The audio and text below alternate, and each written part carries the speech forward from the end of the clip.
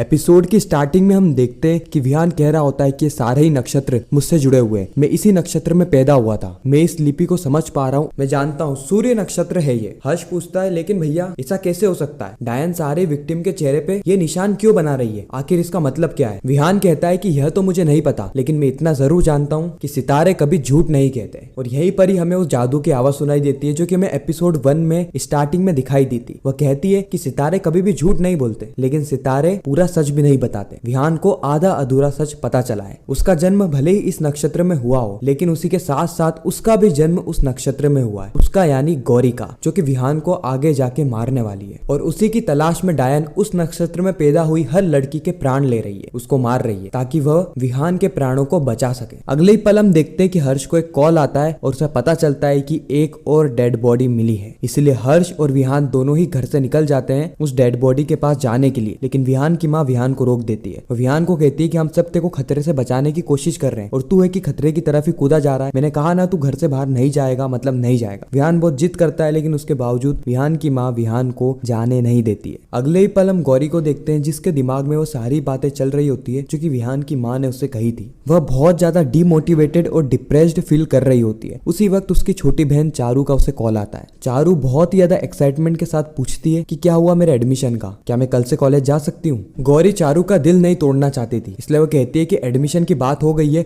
बस साइन करना बाकी है, साइन करते ही मैं घर आ जाऊंगी और कल से तू कॉलेज चले आना। इतना कह के चारू बहुत ज्यादा खुश हो जाती है और उसके बाद फोन को रख देती है। गौरी ये डिसाइड करती है कि वह आज किसी भी हालत में विहान से साइन करवा कर ही रहेगी और चारू को एडमिशन दिलाकर ही रहेगी। इस और हम विहान को देखते हैं जो कि गुस्से में अपने कमरे की ओर जा रहा होता है और वो डिसाइड करता है कि नहीं, आज वो अपने सारे सवालों का जवाब ढूंढ कर ही रहेगा। इसीलिए वो अपने हाथ में रखे हुए ब्रेसलेट को निकालता है और दौड़ते हुए खिड़की को तोड़ते हुए बाहर कूद जाता है। और कूदता भी कहाँ पर है? गौरी की कार के ऊपर, जहाँ पर एक बहुत बड़ा डेंट आ जाता है। उसके बाद वो वहां से चला जाता है। गौरी जैसे पीछे मुड़ के देखती है उसे कोई भी नहीं दिखता है, लेकिन उसे एक जोर से आवाज जरूर आई होती है। गौरी अपने कार के ऊपर देखती है तो उसे डेंट दिखता है। वो कहती है कि ये बिल्लो, जितना हम कमाते नहीं है उससे ज्यादा तो खर्चा हो जाता है। फिर गौरी की नजर पड़ती है विहान पे जो कि अपने कार में बैठ के कहीं पर जा रहा होता है। गौरी कहती है आज तो मैं नहीं छोड़ूंगी, एडमिशन करवा कर ही रहूंगी। इसलिए गौरी भी अपने कार में बैठती है और विहान का पीछा करने लगती है। अगले सीन में हम देखते हैं कि विहान हर्ष को कॉल करता है और कहता है कि हर्ष मैं 5 मिनट में तेरी लोकेशन पे पहुंच रहा हूँ। हर्ष कहता है कि भैया आपको मना किया था ना आने का, आप क्यों आ रहे हैं? विहान कहता है कि बड़ा मैं हूँ कि तू मुझे ये बता कि क्या यह मर्डर भी डायन ने किया है? हर्ष कहता है लगता तो ऐसा ही है भैया, वही नक्षत्र उसके चेहरे पे बने हुए हैं, पता नहीं है डायन मर्डर कर क्यों रही है, समझ में नहीं आ रहा है। विहान कहता है कि तू चिंता मत कर, मैं वहां पर आ रहा हूँ। लेकिन उसी वक्त विहान नोटिस करता है कि पीछे से एक टैक्सी आ रही है जो कि बार बार उसको हॉर्न दे रही है। इसीलिए वो हर्ष का कॉल काट देता है और कहता है कि इतना रास्ता तो पड़ा, ये आगे क्यों नहीं जा रहा? लेकिन जो गौरी है वो यहाँ पे विहान को परेशान कर रही होती है। वो इधर जाती है उधर जाती है, हॉर्न पे हॉर्न देती है और पूरी स्पीड में आगे जाके विहान की कार के सामने अपनी कार लगा देती है, जिससे कि विहान को रुकना पड़ता है। विहान गौरी को कहता है कि क्या तुम पागल हो गई हो, कार को हटाओ ना, मुझे जाना है। उसके बाद गौरी उतरती है और विहान के सामने आती है और कहती है कि आप सबसे पहले इस एडमिशन फॉर्म को अप्रूव करो, उसी के बाद से मैं कार हटाऊंगी। विहान कहता है क्या तुम पागल हो गई हो क्या? मैंने तुमसे कहा ना कि मुझे जाना है, मुझे जाने दो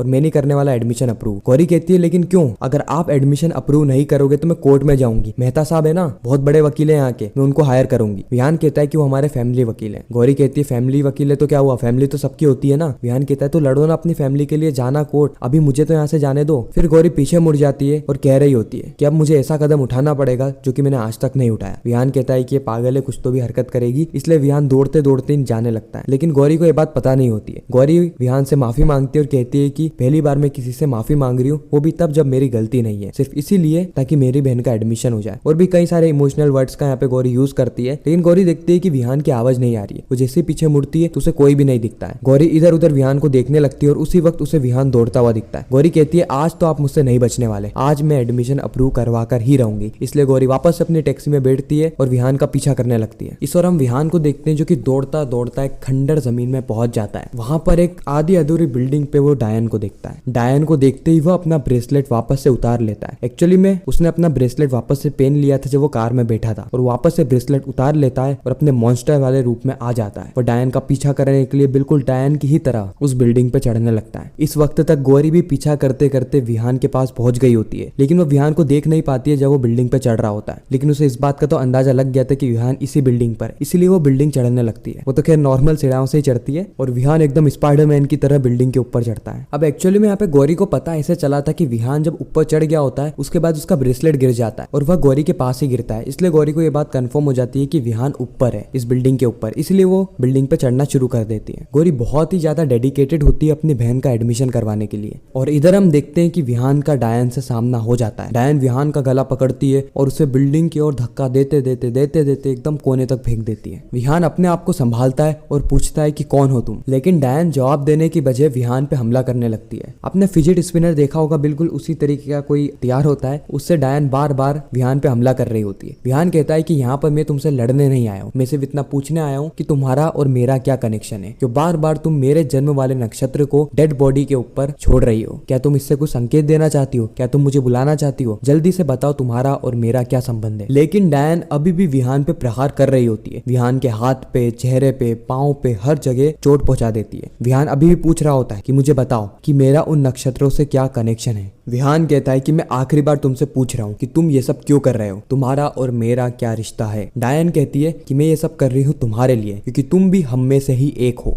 और काल सर्प ग्रहण लग चुका है और अब सिर्फ 25 दिन बचे। 25 दिन बाद तुम हम में से एक बन जाओगे, तुम हम जैसे बन जाओगे। इस ओर हम गौरी को देखते हैं जो कि सीढ़ियां चढ़ते चढ़ते ही थक जाती है। वह कहती है कि इन्हें कॉलेज का प्रोफेसर नहीं, सीढ़ियां चढ़ने का प्रोफेसर होना चाहिए था। इतनी जल्दी इतनी ऊपर पहुंच कैसे गए? क्या मालूम क्या इंसान है ये। विहान डायन से कहता है कि मैं तुम्हारे जैसा नहीं हूँ, मैं तुम्हारे जैसा नहीं हूँ, मैं तुम्हारे जैसा नहीं हूँ। वह डायन कहती है कि मुझसे गलती हो गई मुझसे, तुम हमारे जैसे नहीं हो, बल्कि तुम तो दावंश हो। दावंश मतलब होता है डायनों का अंश। वह डायन विहान के सामने बैठ जाती है, सर झुकाती है और कहती है कि तुम तो हमारे राजा हो, तुम दावंश हो, दावंश हमारे राजा, तुम तो दावंश राज हो, डायनों के राजा। विहान के पांव तले जमीन खिसक जाती है। विहान को बिल्कुल भी उम्मीद नहीं होती कि उसे यह सच जानने को मिलेगा। वह जिन डायनों से दूर भाग रहा था वही उनका राजा है। विहान के पांव तले जमीन खिसक जाती है। उसे बिल्कुल भी यकीन नहीं होता है, इसलिए वह डायन का गला पकड़ता है और हवा में उछाल देता है, मतलब उठा देता है। इस ओर हम गौरी को देखते हैं जो कि बहुत ही मेहनत मशक्कत करने के बाद बिल्डिंग के ऊपर चढ़ गई होती है। वो दौड़ती हुई आती है और देखती है कि विहान ने डायन को उठा रखा है। जी हाँ, इस बार वो क्लियरली देख लेती है कि विहान ने एक डायन का गला पकड़ के उसे हवा में उठा रखा होता है। गौरी ये देख के चौंक जाती है और विहान गुस्से में उस डायन को इतना दूर फेंक देता है कि वह डायन वहां से नजर ही नहीं आती है। और उसके बाद उसकी नजर पड़ती है गौरी पे। जी हाँ, विहान की नजर पड़ती है गौरी पे, जिसने की ये सारी चीजें देख ली होती है। गौरी विहान से डर जाती है, इसलिए वो वापस से सीढ़ियां उतरने लगती है। लेकिन विहान हर फ्लोर पे आके गौरी को डरा देता है, सरप्राइज देता है। जस्ट किडिंग, वो गौरी को मारना चाहता है या फिर पकड़ना चाहता है ताकि वह गौरी की याददाश्त को भुला सके। और इसी के साथ यह एपिसोड यहीं पर ही खत्म हो जाता है, इस सस्पेंस और ट्विस्ट के साथ कि डायन का क्या होगा, डायन अंश विहान का क्या होगा, गौरी का क्या होगा। क्या गौरी विहान को पकड़ लेगा, और पकड़ लेगा तो क्या वह गौरी की याददाश्त को भुलाने वाला है या फिर गौरी को मौत के घाट उतारने वाला है। ये सारी चीजें हमें जादू तेरी नजर के आने वाले एपिसोड में पता चलने वाली है। ऐसे ही जादू तेरी नजर के रेगुलर रिकैप्स और अपकमिंग स्टोरी टेलीविजन से भी पहले जानने के लिए हमारे चैनल को सब्सक्राइब जरूर करें। मैं मिलता हूँ आप सभी से किसी नेक्स्ट इंटरेस्टिंग वीडियो में, जब तक के लिए गुड बाय।